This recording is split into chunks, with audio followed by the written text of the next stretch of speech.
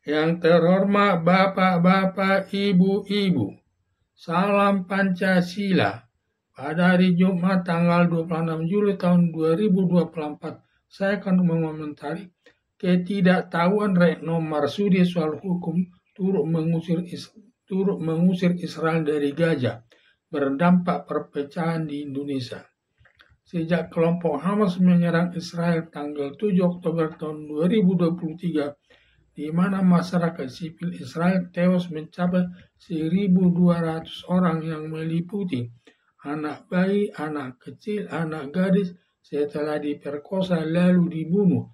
Juga menyandra lebih 200 orang yang disembunyikan di jalur Gaza dan Rafah. Atas perbuatan keji tersebut, Presiden Joko Widodo tidak mengutuk kelompok Hamas. Malah mantan Wakil Presiden Yusuf Kala bangga penyerangan kelompok Hamas ke Israel, menganggap perbuatan tidak melanggar hukum. Besok harinya Israel membalas serangan kelompok Hamas dengan membombardir jalur Gaza dan Rafah hingga menewaskan masyarakat sipil Hamas mencapai 35.000 orang selama 8 bulan perang tersebut sejak tanggal 7 Oktober 2023 sampai dengan tanggal 26 Juli tahun 2024. Lalu Presiden Joko Widodo dan Wakil Presiden Ma'ruf Amin mengutuk Israel dengan alasan kemanusiaan. Akibat banyak mati di pihak masyarakat sipil mencapai 35.000 orang yang menuduh Israel melakukan genosida. Akhirnya JCC atau peradilan di Den Haag mengeluarkan beberapa tindakan untuk Israel. Pertama, JCC mengeluarkan surat penangkapan kepada Perdana Menteri Israel Benjamin Netanyahu. Akibatnya Presiden Amerika Serikat Joe Biden mengancam JCC atau Peradilan Internasional yang berada di Den Haag, Belanda, kalau sampai menangkap Perdana Menteri Israel akan menghancurkan JCC.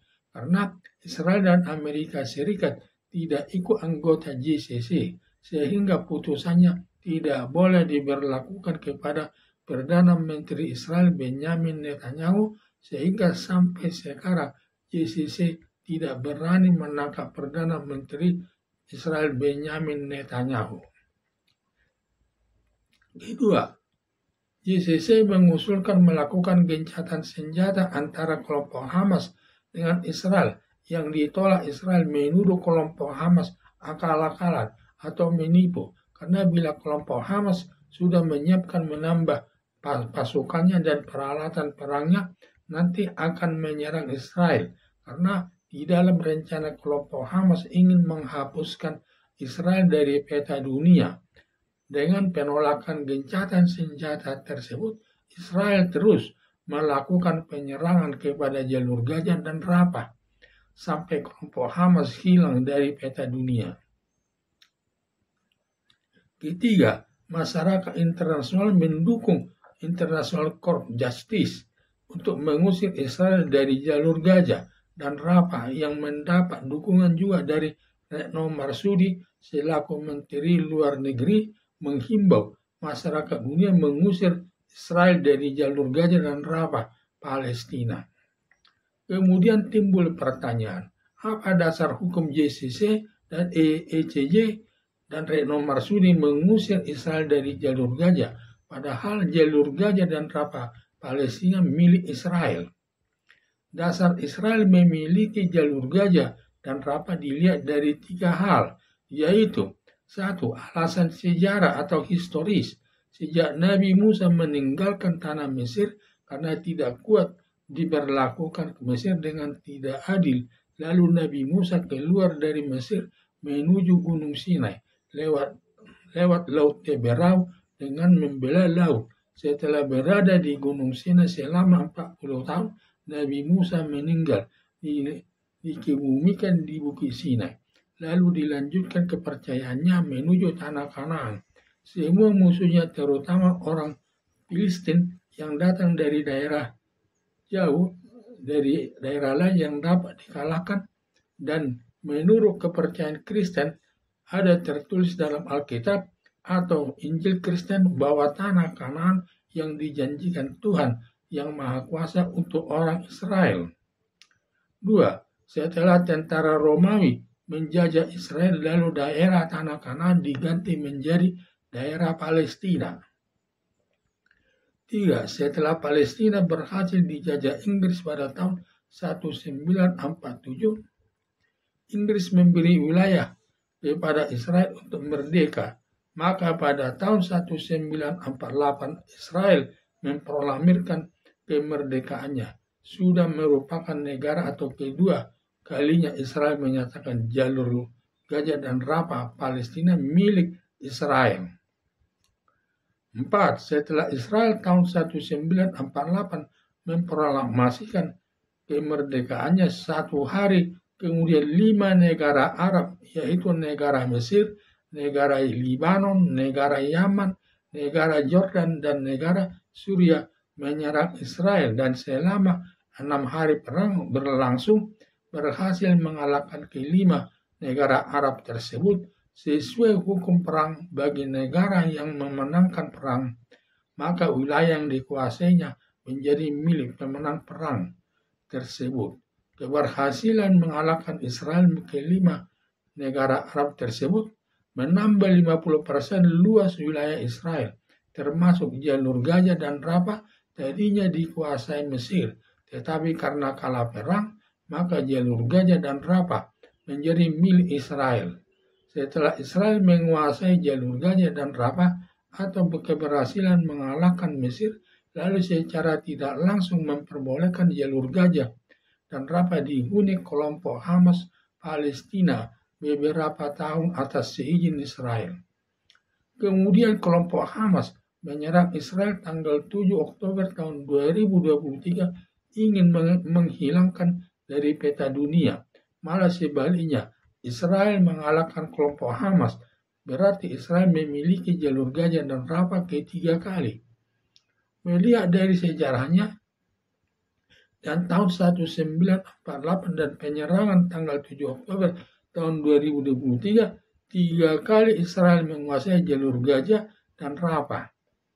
Mengenai matinya masyarakat sipil, kelompok Hamas mencapai 35.000 orang meninggal yang dituduh Israel melakukan tindakan genosida. Berdasarkan hukum perang internasional, ada perbuatan yang dibenarkan, yaitu tidak boleh menyerang masyarakat sipil. Yang tidak bersenjata hanya boleh menyerang kelompok yang bersenjata. Setiap memulai perang harus ada aba-aba atau peringatan dulu kepada masyarakat sipil agar keluar dari daerahnya atau mengungsi ke tempat lain.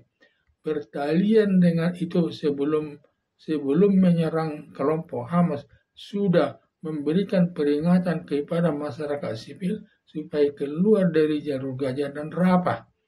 Peringatan selama 20 hari setelah diingatkan, banyak masyarakat sipil tidak mau mengungsi dan tetap berada di rumahnya di jalur Gaza dan Rafah.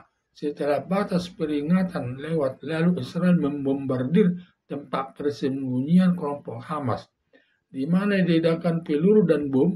Serpihannya mengenai rumah penduduk sampai mati masyarakat sipil sebanyak 35.000 orang. Kematian masyarakat sipil tidak bisa menyalahkan Israel. Itu atas kesalahan korban sendiri karena sudah diperingati agar mengungsi tetapi tetap di jalur Gaza dan Rafah. Berdasarkan hukum perang internasional tidak bisa menyalahkan Israel. Melihat hal tersebut di atas, kelihatannya Menteri Luar Negeri Retno Marsudi kurang paham hukum, terlebih hukum perang internasional, sampai Retno Marsudi mendukung JCC ICJ dengan menghimbau masyarakat internasional mengusir Israel dari jalur Gaza dan Rafah, padahal jalur Gaza dan Rafah hak milik Israel. Yang dikhawatirkan langkah Retno Marsudi selaku Menteri Luar Negeri salah langkah menghimbau masyarakat internasional mengusir Israel dari tanah miliknya yang bisa berdampak perpecahan anak bangsa, karena masyarakat Indonesia 80% pemeluk agama Islam sudah tentu membela Palestina. Demikian juga umat Kristen 20% akan membela Israel. Karena sudah pernah terjadi di salah satu daerah Sulawesi Utara di mana sesama rakyat Indonesia yaitu kelompok umat muslim pendukung Palestina dengan umat Kristen pendukung Israel berkelahi sampai ada yang meninggal dunia. Demikian daerah Papua menyatakan secara terus terang mendukung Israel. Sebaliknya Israel siap membantu Papua merdeka berpisah dari daerah Indonesia. Harapan saya Retno Marsudi selaku Menteri Luar Negeri supaya bersikap netral mengenai masalah Israel dengan kelompok Hamas Palestina, karena bila sampai salah melangkah bisa berdampak perpecahan sesama anak bangsa Indonesia. Untuk itu Ibu Retno Marsudi dalam bertindak sesuaikan dengan hukum nasional dan hukum perang internasional. Jangan terlalu berpihak kepada Palestina dan harus lebih berpihak kepada kepentingan nasional demi terciptanya kehidupan yang harmonis sesama pendukung Palestina dengan pendukung Israel. Sekian dan terima kasih.